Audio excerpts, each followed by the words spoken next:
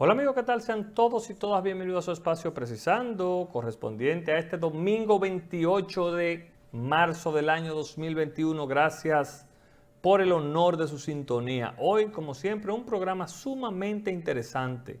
Vamos a analizar a profundidad el plan de seguridad que anunció el presidente de la República, el licenciado Luis Abinader Corona, esta semana para mitigar, para dar pasos concretos desde nuestra óptica sobre la criminalidad. Y en nuestra entrevista central hablaremos con el ministro de Industria y Comercio, Víctor Ito Bisonó. Plato fuerte esta noche en Precisando. Todo esto después de la pausa.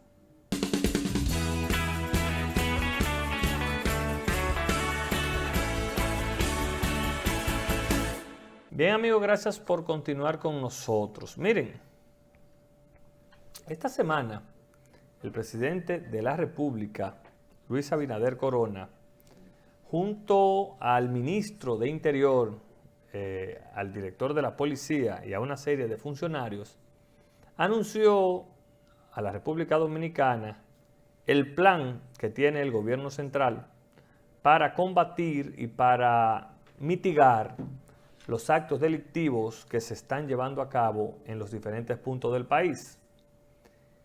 Y yo quiero analizar o tratar de ser en este análisis lo más justo, pero a la vez lo más objetivo posible. Y digo que quiero ser justo y objetivo porque muchas veces se tiende a malinterpretar cuando uno fija una posición, o para bien o para mal, de un tema X en la República Dominicana, sobre todo cuando se trata de un tema político. Y yo en lo particular soy un abanderado de las propuestas, de los planes, de las coordinaciones que vayan en aras de mejorar cualquier aspecto de la sociedad dominicana, en este caso, un aspecto tan importante y tan indispensable como la seguridad nacional y la tranquilidad en las calles de nuestro país.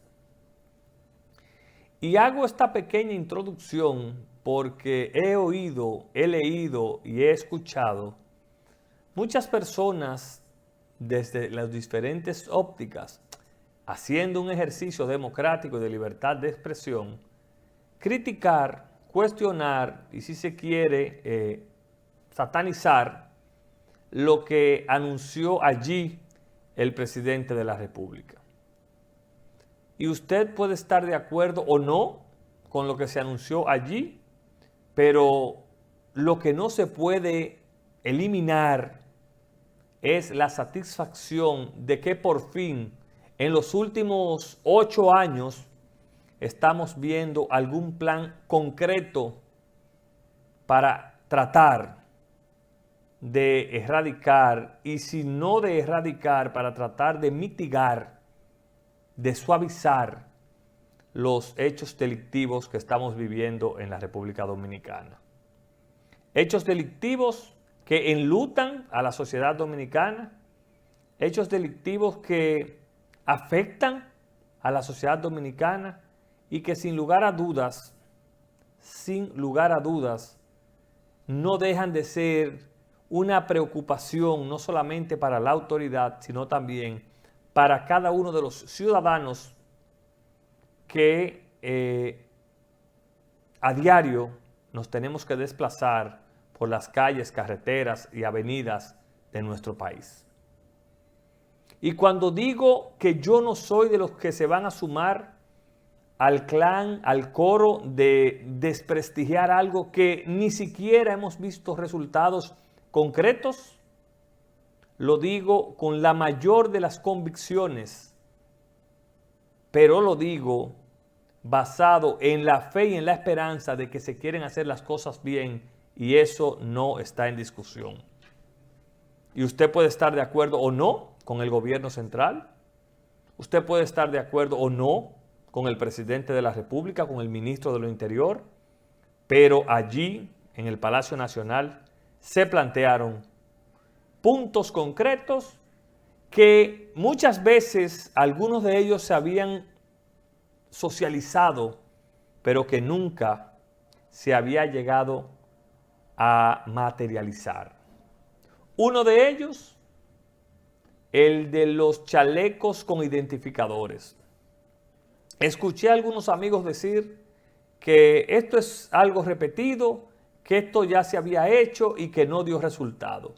Si es repetido y si se hubiese hecho y no dio resultados, no tuvimos éxitos porque la autoridad competente no hizo el trabajo. Si eso es así como dicen algunos amigos y eso fracasó, eso no quiere decir que tengamos que descalificar o tengamos que deshacer ese plan. Al contrario, si eso fue así, yo creo que es una oportunidad de oro para la autoridad presente, es decir, para el gobierno del presidente Luis Abinader, de hacer lo que no hizo el antiguo gobierno, de hacer lo que no hicieron las antiguas autoridades, de soltar un plan que ciertamente en otros países ha dado resultados. Verbo y Gracia, Bogotá, en Colombia. En Bogotá no hay una motocicleta que pueda andar sin el casco, sin la placa y sin el chaleco. Pero esto implica una responsabilidad no solamente del Ministerio de Interior, no solamente de la Policía Nacional. Aquí esto involucra a la Dirección General de Aduanas, pero involucra a la Dirección General de Impuestos Internos. ¿Y qué da eso? Un trabajo coordinado, un fortalecimiento institucional para que las cosas salgan bien. Entonces, no es verdad que donde usted ejecute planes de esta naturaleza, si se le da seguimiento, si se logran cosas concretas, no resulten. Entonces, yo creo que hay que apoyar, hay que celebrar el hecho de que el gobierno central ha decidido poner en marcha un plan, y voy a sonar feo, no importa cuál sea, si lo quieren ver así, pero en este caso hay un plan concreto. ¿Cuál es otra medida interesante de ese plan de seguridad? Bueno, la dignificación de los agentes policiales. Dignificación que, para ser justos, empezó a darse con el aumento de salarios que se le empezó a dar a los policías y que yo estoy seguro conllevará un aumento salarial en algún momento a los militares. Pero también, cuando usted habla de adecentar, de reconstruir los famosos destacamentos policiales, de ponerlos habitables, usted está dignificando también a ese policía. Usted va a evitar que ese policía que gana mejor salario y que ese policía que tiene un destacamento amigable, vivible, donde él pasa gran parte de su tiempo cuando no está patrullando las calles, no tenga que salir a buscar nada por ningún lugar. Entonces, eso es hacer algo estratégicamente inteligente. Que mucha gente ha interpretado el tema del desarme de la población a su parecer. No, yo creo que esto hay que esperar que dé sus frutos. Si se da bien y si no se da, asumimos y entendemos que el gobierno hará los ajustes necesarios. Pero no podemos estar en una sociedad donde se sacrifique todo lo que se haga, simple y llanamente, porque políticamente no me conviene o no me gusta.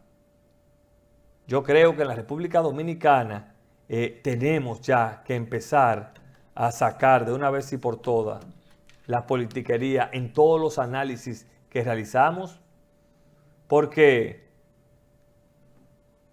lo que antes estaba mal, no puede estar bien ahora si no se han hecho cambios.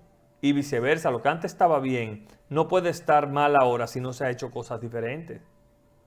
Entonces esperemos a que lo que se vaya a hacer, lo que se empezó a hacer, rinda sus frutos. Ya el jefe de la policía, no por este plan, sino por algunas medidas estratégicas que habían tomado, ha anunciado que la criminalidad ha bajado, y yo le creo. ¿Por qué? Porque yo no puedo hablar aquí por boca de ganso. Yo le creo porque esos son registros que están ahí. Cualquiera lo puede contrastar con lo que tiene. De manera que entendemos que hay que esperar para ver los resultados de este plan de seguridad que ha anunciado el presidente de la República en compañía de los ministros y directores encargados de la seguridad en la República Dominicana. Miren, esta semana también inició en el país la segunda fase o la segunda dosis de la vacuna contra el COVID-19 para aquellos que ya habían sido vacunados, sobre todo los médicos de primera línea y los mayores de 70 años. Y yo creo que es responsabilidad de todos para volver a insistir que hay que vacunarse, que hay que ponerse la segunda dosis, porque el esfuerzo de la autoridad del país se está sintiendo. Hemos visto a la vicepresidenta de la República como encargada del Gabinete de Salud al pie del cañón.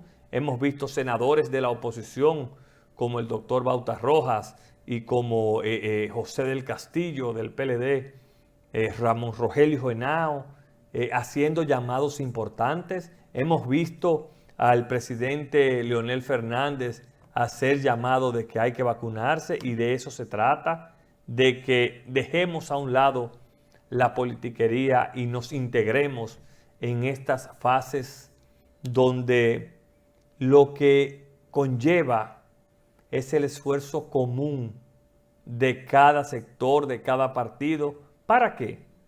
No para que el presidente Abinader y el gobierno del PRM, que son los que dirigen ahora mismo la cosa pública, tengan frutos o se lleven los lauros. Yo creo que el que lo ve así, lo ve desde la parte de ignorancia. Desde la parte de ignorancia.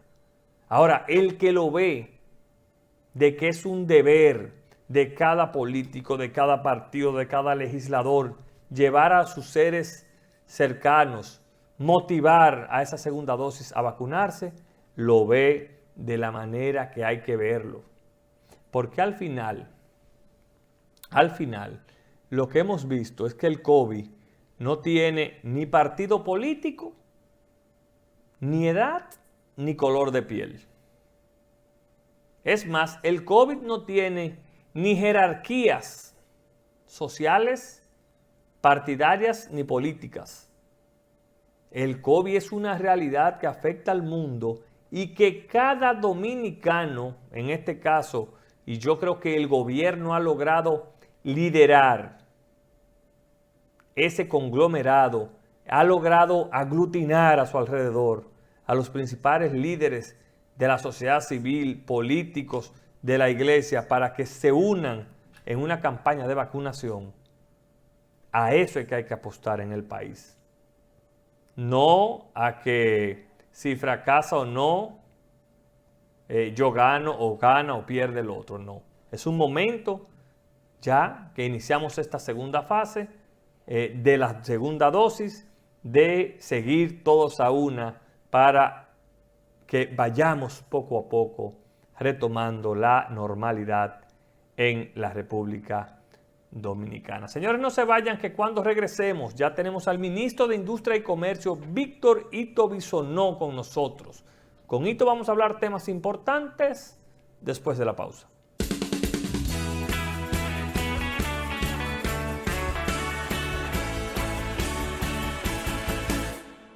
Como habíamos anunciado, nos acompaña el ministro de Industria y Comercio de la República Dominicana, Víctor Ito Bisonó, con quien vamos a hablar este domingo 28 temas importantes.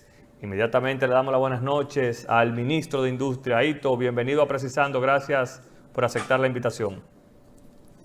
Muy buenas noches, y para mí es un placer estar contigo en el programa, que a propósito tenía tiempo que no tenía la oportunidad de estar entrevistado por ti. Bueno, y qué mejor momento, ¿no?, en el que estás liderando un sector importante en la República Dominicana. Y vamos a hablar de todo aquello que se está haciendo desde el Ministerio de Industria y Comercio. Ito, hemos visto desde tu llegada un apego a la transparencia, un apego a ir haciendo cosas importantes en aras de mejorar la calidad de la institución que dirige. Cuéntanos un poco en qué ha consistido ese proceso de transparencia al cual has abocado el Ministerio de Industria y Comercio. Luis, lo primero es que es un mandato expreso del presidente de la República, Luis Abinader, el actuar con transparencia, prepararnos permanentemente para una rendición de cuentas, fortalecer la institucionalidad y además tener objetivos en conjunto que conlleve a que todos los empleados de cualquier institución, y a nosotros la que nos toca, del Ministerio de Industria y Comercio, bueno, pues tengan seguridad y un trabajo en conjunto. Y dentro de ello, enmarcarnos en las certificaciones incluso, que nos den la oportunidad de que se evalúe el ministerio, no porque nosotros digamos de palabra que tenemos ese compromiso, sino porque las evaluaciones internacionales y de carácter nacionales nos posicionen con buenas notas dentro de las evaluaciones de transparencia, de institucionalidad, de burocracia cero, de que hayan maneras expeditas y adecuadas, respetando siempre la ley, de que el ministerio funcione. Y pareciera que lo estamos logrando de acuerdo a las últimas evaluaciones. Usted destapó una olla de grillos cuando denunció que había sacado unas 4,000 y tantas de personas que cobraban sin trabajar. ¿Esa cantidad de personas, ministro, era por ahí realmente que andaba el número? Bueno, Luis, realmente eran más. Ofrezco. Lo que pasa es que nosotros quisimos ser conservadores dentro de las nóminas que no rendían propiamente nada, ni siquiera teníamos documentación de quiénes eran, mucho menos tener récord. No se pudo comunicar nadie con ellos, no había nada cómo hacerlo, y eran estructuras de soporte financiero que incluso no dependían de este ministerio. Pareciera que anteriormente lo abonaban desde otras dependencias del Estado, y que nosotros, dentro de la buena ejecución y la transparencia de la que estábamos hablando, tenemos que llevar a la normalidad. Y yo creo que es justo, además, que en una época de pandemia donde hemos heredado una gran deuda dentro de lo que es el país, y lo que se necesita hacer ahora, haciéndole frente a temas de salud, a temas de vacunación, a temas de sectores como la policía y los médicos que trabajan 24 horas. Yo creo que lo justo es que los recursos que tenga el Estado en ahorro de gasto corriente vayan destinados a los que sí trabajan y a los que sí lo necesitan, porque están cuidando del resto de la población en sentido general. Así que lo que hemos hecho es asumir una responsabilidad que va de la mano con el cargo que desempeñamos. Ministro, desde su llegada, y hemos visto junto al presidente de la República un interés marcado en impulsar la industria en la República Dominicana. Cuéntenos un poco, ¿verdad?, de manera amplia, en qué consiste ese proceso de industrialización que se lleva a cabo en la República Dominicana. Es que fíjate, principalmente el presidente se ve todos los días en la calle. En esta semana tuvimos una inauguración de los almacenes Garrido, por ejemplo. Pero el presidente venía de la parte este del país anunciando inversiones por más de $1.000 millones. la manera de ser competitivo, de crear oportunidades de empleo para todos los dominicanos de una manera no contaminada por la política, es estimulando la inversión privada. Y estimulando esa inversión es que hay demanda para que los dominicanos y las dominicanas puedan trabajar en zonas francas, puedan trabajar en industria privada. En ese sentido, el presidente ha creado la mesa de la industrialización para hacer un solo músculo la empresa en sentido general. El decreto 588-20 ha unificado por primera vez todo el sector industrial de la República Dominicana. Aquí nosotros esperamos ir ganando terreno todos los días en lo que es, por ejemplo, las importaciones que hacen la zona franca por más de 3.600 millones de dólares, que algo pudiéramos nosotros suplir como producto y el encadenamiento productivo en República Dominicana.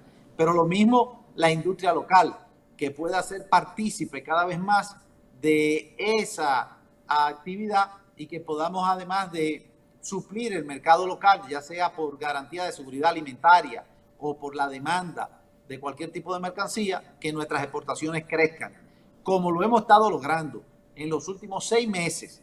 De manera consecutiva hemos roto récord de exportación y de empleo de zona franca de manera histórica, que eso es un gran logro, porque para mí es doble.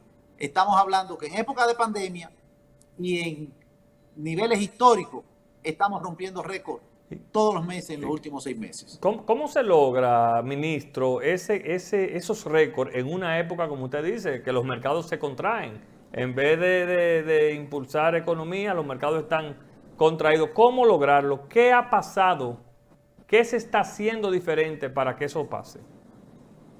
Lo primero es que como hombre de fe, yo creo que es parte también del cuidado que nos da Dios y la Virgen de la Altagracia y la de la Mercedes y cada uno de los santos que en lo que cada cual, bueno, pues confía. Lo otro es evidentemente la confianza en esta gestión gubernamental, que va de la mano con una estabilidad del dólar y una baja del mismo dólar, nunca visto anteriormente, que va de la mano con las mayores reservas en el Banco Central, 2.500 millones de dólares de reserva, que va de la mano con la inversión extranjera llegando al país, y eso es lo que genera ese crecimiento en la zona franca. Por ejemplo, nosotros estamos creciendo en lo que son los dispositivos médicos, en lo que son los call centers, en lo que es el área de tabaco y en lo que es la inversión en la industria fuera de zona franca. Y eso es obvio, se ve, se siente y son realidades porque hay un empleo en el que participan los dominicanos. Y esas son garantías que la da y un sello de un gobierno que está comprometido con que las cosas se hagan de manera expedita, reduciendo la burocracia, respetando la institucionalidad, garantizando la transparencia y la propia inversión que se atraiga a la República Dominicana. Ahí están los resultados luego de ese crecimiento en los empleos. Lo hemos visto a propósito de Zona Franca muy de la mano con Proindustria, visitando parques que se habían construido, que están vacíos. ¿Qué se está haciendo en ese tenor, ministro? ¿Se van a rescatar esos parques industriales? ¿Hay empresas interesadas? ¿Se ha avanzado? Sí, ese es un sector que realmente hay que ponerle atención, que se está haciendo muy buena gestión por su director Ulises Rodríguez y que a la vez hay que ver cómo se lleva a los niveles de los parques privados, que tienen estructuras ya más modernas, que pueden incluirse otros tipos de inversiones y que debe de pasar entonces a ser más competitivo. Y para eso se ha creado un fideicomiso con el Banco de Reservas, se ha creado también una inversión. De las primeras actividades que hizo el presidente de la República fue ir a San Pedro de Macorís para inaugurar la ampliación de la segunda etapa de la zona franca de San Pedro de Macorís, que es una estrategia público-privada, vamos a decir, porque tiene cierta administración de parte de los inquilinos de ese parque, pero funciona también igual Santiago, que es una ONG que ha llegado a niveles tales que es de las mayores inversiones que tiene esa ONG por ejemplo, en el aeropuerto de Santiago, en el Hospital Home de Santiago, y va más allá que la inversión de la zona franca. Ya generan riqueza que le permiten generar inversiones en otras áreas que generan más empleo y más riqueza en la propia provincia. Y debemos de dar ese paso entonces de todo lo que es el Estado para crear esas oportunidades. Ministro, vamos a hablar también de las MIPYMES. Las MIPYMES, se sabe, es el motor de la economía familiar en la República Dominicana.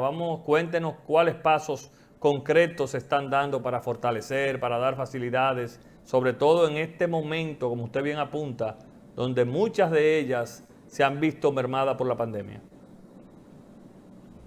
Fíjate, casualmente están pasando una fílmica de una de las empresas más icónicas, de más larga data, tiene tercera generación, Agrofet. Esa es una empresa que está en la Máximo Gómez, cuando la Máximo Gómez era la parte industrial. Ya hoy ese es el corazón de la ciudad. Y cuando nosotros lo fuimos a visitar, nos expresaron que nunca había ido un ministro, que nunca había ido un funcionario de gobierno. Y esta es una fábrica que está no solamente produciendo para el mercado local, sino también que está exportando de una manera importante. Y para eso nosotros hemos creado la ruta industrial, donde cada semana vamos y visitamos un sector diferente.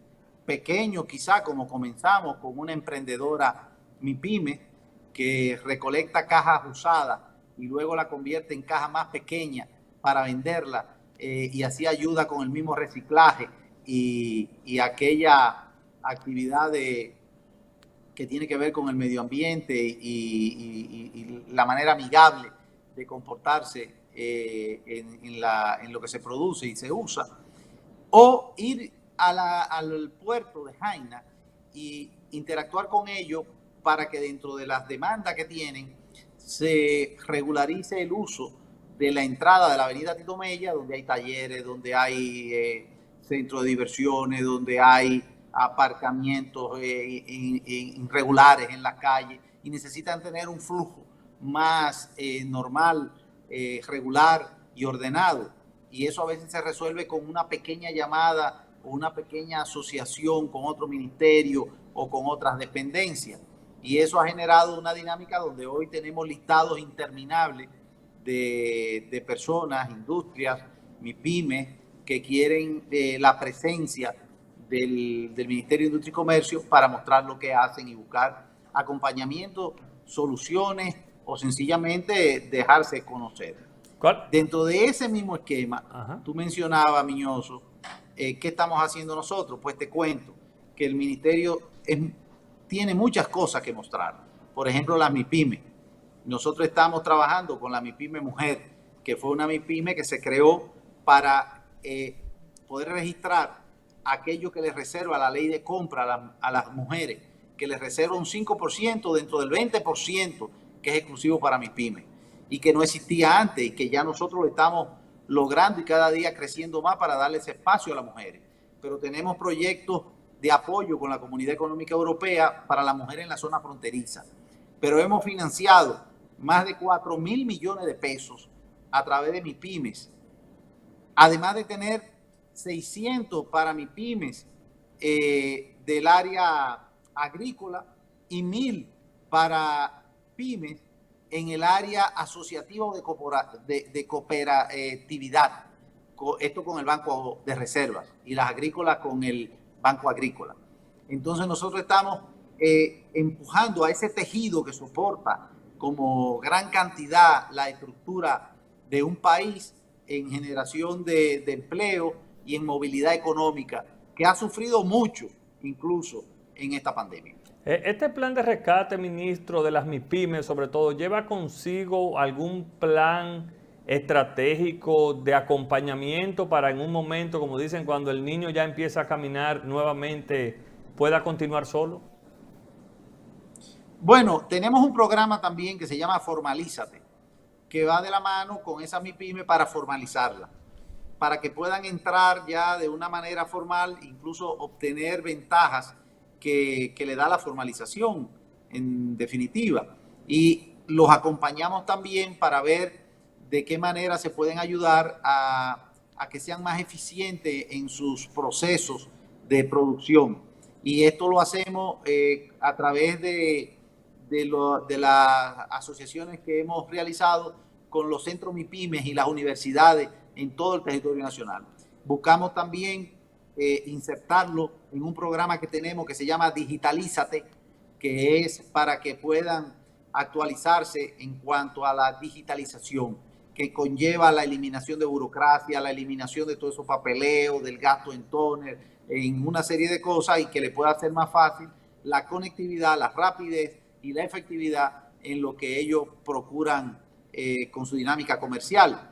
Así que son muchas cosas y muchos planes que tenemos de este ministerio que se van fraguando y que van dando buenos resultados. ¿Y se está acercando la gente a esos planes de formalización, de digitalización? ¿Se tiene ya un número de por dónde anda esa formalización, ministro? Bueno, realmente esperamos que el año que viene sea un año de mayores presupuestos y de más tranquilidad de planificación. Encontramos un presupuesto hecho. Cuando se asumió en agosto ya estaba estructurado y algunos no ejecutados, y bueno, se sigue con planes que no son propiamente los deseados o lo que uno quisiera. Le digo eso porque estamos repletos de personas que están buscando asistencia, que están buscando orientación, jóvenes emprendedores que están buscando soporte, que están buscando ayuda, y nosotros estamos dando el 100% de lo que tenemos para abarcar y apoyar a todo el sector MIPYME, en especial también, como señalé, al sector de la mujer y de la juventud. Usted, desde lo que lo conocemos hace mucho, sabemos que usted es un abanderado de los emprendedores. Usted, desde que inició como ministro, también formó un plan para emprendedores. Cuéntenos un poco si ha ido ya viendo los resultados de ese plan, ministro. Bueno, ese fue el primer decreto que nos dio el presidente para firmar el plan de emprendedurismo con una fiducia y el Banco de Reserva, de la mano de un proyecto que incluso venía con Ángel participando, y es algo que se ha ido madurando y que va destinado específicamente a los jóvenes emprendedores que puedan tener la oportunidad de presentar sus proyectos y que no estén siendo prejuzgados por resultados económicos o por exigencia de primer empleo, sino que sean innovadores y emprendedores para darle el apoyo y que puedan poner en práctica sus ideas. Y eso para nosotros es vital. Incluso yo en mi casa lo vivo con mis hijos, que los tres son tres emprendedores. Ministro, aquí me escribe una persona que nos está viendo y me pregunta, pregúntale a Aito cuántos empleos se han rescatado ya en las zonas francas que se han impulsado. Ahí tenemos dos etapas. Se han rescatado el 100% de los empleos que se tenía antes de pandemia y se han creado más de 25,000 empleos. Nuevos. Esto nuevos. Por eso digo, son dos etapas. Okay. Lo que se había paralizado se recuperó y se han creado otros miles de empleos. Y en este mes, que es el mes de la industrialización, estaremos anunciando la incorporación de mucha más inversión que consecuentemente llevan empleo. Sabe que ahora se dice que hay una nueva vacuna y esa nueva vacuna se llama empleo, porque ante el éxito de la implementación del plan de salud, que ha podido ya comenzar a aperturar y ser más flexible los horarios del toque de queda y de la dinámica económica, lo que queda ahora es darle oportunidades de empleo a la ciudadanía para que pueda entonces comenzar a recobrar su dinámica económica, comenzar a invertir, comenzar a hacer lo que tenga que hacer. Y para ello la mejor medicina, la mejor vacuna es el empleo. Ministro, vamos a hablar, y obligatoriamente hay que hacerlo con usted, y quise primero tocar varios puntos para que la gente vea que el Ministerio de Industria y Comercio no solamente es combustible, sino una serie de programas y proyectos que usted muy bien ha esbozado. Vamos a hablar de la situación global de los combustibles. Cuéntele a la gente qué se está haciendo desde el Ministerio de Industria a partir del 16 de agosto para transparentar, para que la gente vea lo que pasa con los combustibles todos los viernes en la República Dominicana. Lo primero es que nosotros aceptamos todo el proceso que ha pasado, esa es la democracia. Obviamente nosotros somos un demócrata. Claro. Entendemos también que hay mucha gente que no le interesa explicación, lo que le interesa es o que no esté aquí el ministro de turno o golpear al gobierno con posiciones irracionales, y a veces creen que eso es política. Y yo, por lo demás, aquello de la formulita, le digo que sigo creyendo lo mismo. Tenemos un alto componente en la estructura impositiva de los hidrocarburos, y sigo creyendo y creo, y así lo seguiré manteniendo, de que el ciudadano es el mayor inversor en la cosa pública, porque todo lo público se mueve con el impuesto que paga el ciudadano. Independientemente de que cada viernes hay unos memes, muchos de ellos muy graciosos, nos preocupa porque los aumentos que hay en los hidrocarburos pues no dependen de la aplicación de la ley que hace el Ministerio de Industria y Comercio. El Ministerio de Industria y Comercio lo que hace es aplicar una ley en sentido general. Y ya para eso se está preparando una modificación de la ley 112.00 para explicar mejor la estructura, para ampliarla, para que se pueda desmenuzar y entender algo que es muy técnico. Todo lo que es muy regulado es muy técnico. Y no solamente sucede en la República Dominicana, sucede también en otros países. Y además de eso, para quitar cualquier discrecionalidad que pueda tener el ministro de Industria y Comercio, porque a nosotros no nos interesa. Lo que nos interesa es que cuando se hable de precios, cuando se hable de márgenes, cuando se hable de cualquier modificación en cualquier sentido, pueda tener esto una estructura que pueda ser auditable, que no sea antojadizamente como tradicionalmente pudiera ponerse, sino que sea totalmente auditable, una metodología escogida por personas que sean especialistas en cada área y que cada aplicación se vea con claridad.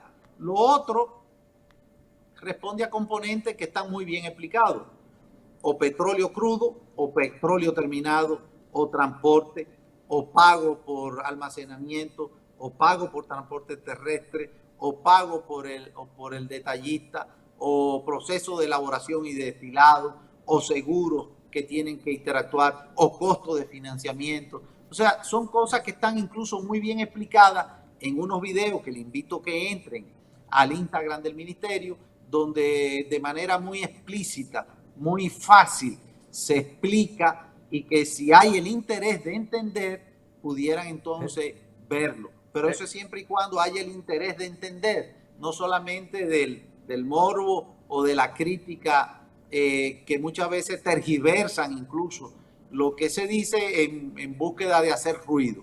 Pero, vuelvo y digo, eso es parte de la democracia que nosotros entendemos. Importante es decir que en las últimas semanas el ministerio ha asumido una gran parte, si no, ahí le iba a cada preguntar, semana, la totalidad. Sí, eso le iba a preguntar, ministro. Los que manejamos el tema con seriedad y sabemos el trabajo que se hace desde el ministerio, que no es más que aplicar la ley. Sabemos que el combustible ha tenido unas variantes, unos incrementos fuertes. ¿De cuánto estamos hablando más o menos, ministro? ¿Cuál es la realidad de eso? Bueno, en los últimos 2 meses el Estado ha asumido unos 1.500 millones de pesos. 1.500. Sí. Una parte del Estado y una parte también los importadores, y el Estado le ha ido abonando. Nosotros desde el ministerio le hemos abonado ya algunos 400 millones de pesos. Y en Navidad, cuando cerramos los primeros meses que estamos al frente del ministerio, habíamos abonado unos 120 más. Pero encontramos 2.500 en deuda acumulada de las gestiones anteriores que hicieron la misma dinámica, pero en época de campaña.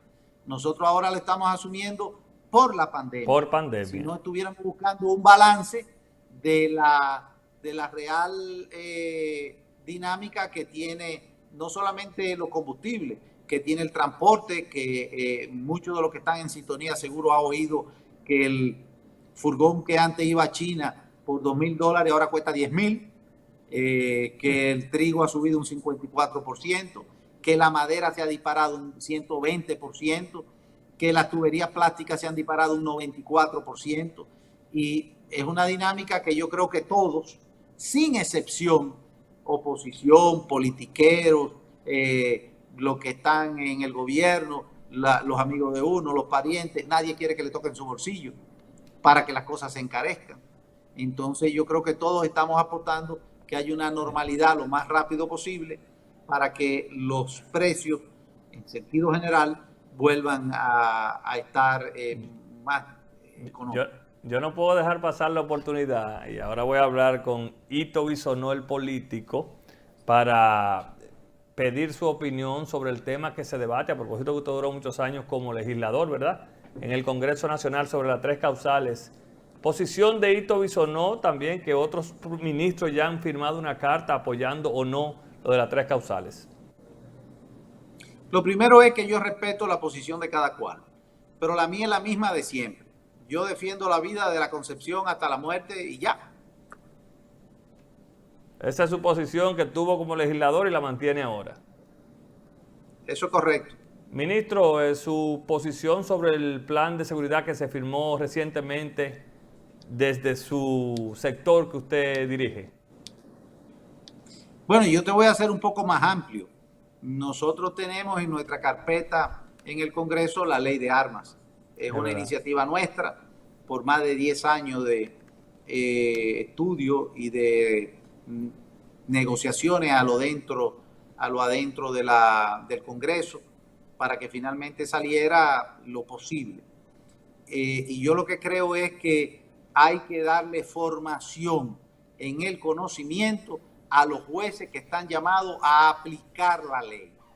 Muchas veces vemos en la noticia, y a mí me pasó siendo congresista que tuve que ir a la Suprema Corte y a la parte que se encarga de la ejecución y la formación de los jueces, a pedir que le dieran la formación, y le llevé incluso, y dimos charla a los jueces penales, a los jueces, para que conocieran la ley y que pudieran aplicarla como ella manda. Eso nos ayudaría a avanzar muchísimo más, porque es una ley actualizada, moderna, que penaliza de una manera fuerte el uso de armas ilegales y que además lleva un cúmulo de pena. Es la primera ley que lleva cúmulo de pena y es la primera ley que habla de 40 años incluso de cárcel para lo que en este caso, cuando llega a esos niveles, se le atrape con un arma ilegal, arma automática, robada de las Fuerzas Armadas y que haya matado a alguien, 40 años de cárcel. O sea que para mí ese complemento es muy importante, y lo que anunció el presidente junto con el ministro de Interior y Policía, me parece que son los primeros pasos para que nosotros volvamos a tener un poco más de sosiego y de normalidad en la República Dominicana. Ministro, quiero agradecer su tiempo este domingo para dar explicaciones importantes de lo que se está haciendo en el Ministerio de Industria y MIPYMES. Gracias por su tiempo, Ito Bisonó. Muchas gracias a ti, Miñoso. Espero que la reactivación del programa nos dé la oportunidad de estar en varias ocasiones contigo. Bueno, usted sabe que esto es suyo, antes, después y ahora, y siempre. Un abrazo. Ito Bisonó, ministro de Industria y Comercio, fue nuestro invitado este domingo en Precisando. Ustedes no se vayan, ya volvemos con la parte complementaria.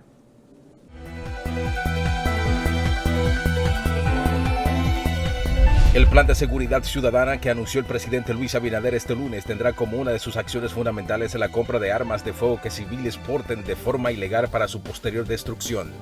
La compensación incluirá cupones canjeables en el sistema comercial para sus propietarios y otras recompensas para policías, militares, funcionarios aduanales y cualquier persona que colabore para la identificación de un arma ilegal.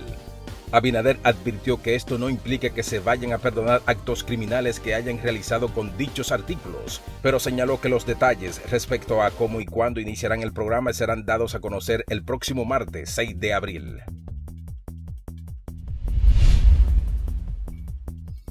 Un total de 46.332 colaboradores trabajarán en el operativo de Semana Santa Compromiso por la Vida 2021 para prevenir accidentes de tránsito, intoxicación, atender posibles emergencias y hacer cumplir las medidas sanitarias contra el COVID-19.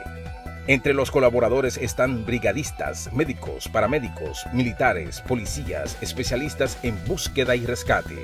El Centro de Operaciones de Emergencia COE informó que el operativo iniciará el jueves 1 de abril a las 2 de la tarde y se extenderá hasta el domingo 4 de abril a las 6 de la tarde.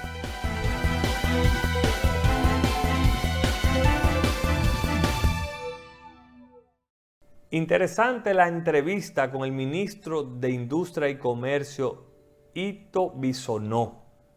Se han hecho cosas importantes desde ese ministerio y yo creo que es justo destacarlo. Señores, no tenemos tiempo para más este domingo en Precisando. Descansen. Feliz resto de la noche y nos reencontramos el próximo domingo. Bye bye.